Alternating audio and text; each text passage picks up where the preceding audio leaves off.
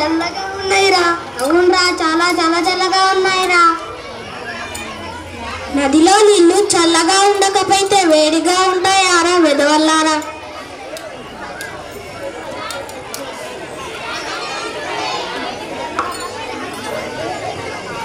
అరే గురువు గారు వచ్చే సమయం అయింది, ఆశ్రమానికి వెళ్దాం పదండిరా.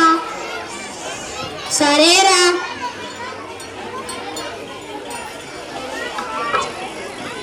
అదే మనలో ఎవరో తప్పిపోయారా, నేను లెక్క పెడతా, ఆగండిరా.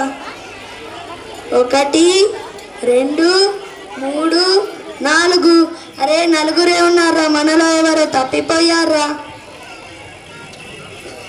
అరే ఆగరా, నేను లెక్క పెడతా. 1 2 3 4. అరే అవునరా, నలుగురే ఉన్నారా.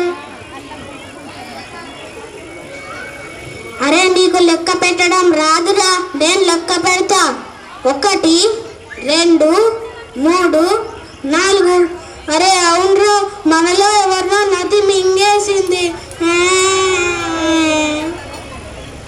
ఆగండి, ఏం ప్రమాదం జరిగింది? ఎవరో పోయినట్టు శోకాలు పెడుతున్నారు. నేను చెప్తాను, ఆగండి గురువు గారు. మేము స్నానం చేయడానికి నదికి వెళ్ళామా, అక్కడ స్నానం చేసి తిరిగి వచ్చేటప్పుడు మాలో ఎవరినో నది మింగేసింది. సరిగ్గా లెక్క పెట్టారా? అవును గురుగారు, కావాలంటే మీరే చూడండి. సరే నేను లెక్క పెడతాను. 1 2 3 4 5. అరే వెదల్లారా, అందరూ ఉన్నారు. మీ తెలివి తెల్లారినట్టే ఉంది, మిమ్మల్ని మీరు లెక్క పెట్టుకోవడం మర్చిపోయారు. అరే గురువు గారు, లెక్క పెట్టడం వల్ల మనం అందరం బతికిపోయాం. ఏ సాధన మొదలు పెట్టండి. ఏమండి, ఏమైంది?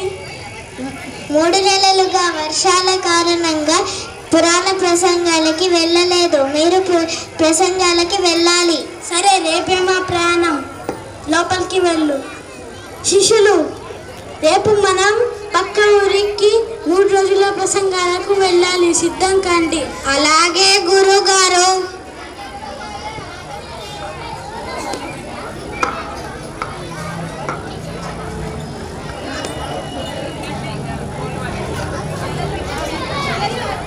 నమస్కారం గురుగారు, చాలా రోజుల తర్వాత వచ్చారు. మీరు వెళ్ళి విశ్రాంతి తీసుకొని రాత్రికి పురాణాలు చెప్పాలి.